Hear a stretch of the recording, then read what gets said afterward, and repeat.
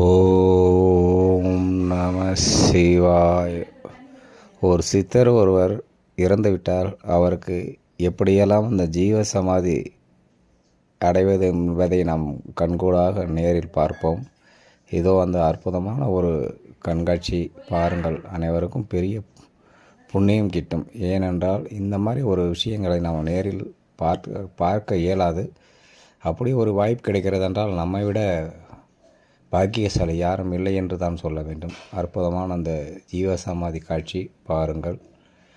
மனதை உருக்கக்கூடிய ஒரு நிகழ்வு. ஏனென்றால் இந்த மாதிரி ஆன்மீகவாதிகள், இந்த மாதிரி சித்தர்கள்லாம் இறந்து விட்டார், அவர்களுக்கு இந்த மாதிரி தான் அடக்கம் செய்வார்கள். இந்த அற்புதமான காட்சி தான் நாம் பார்த்து கொண்டு இருக்கிறோம்.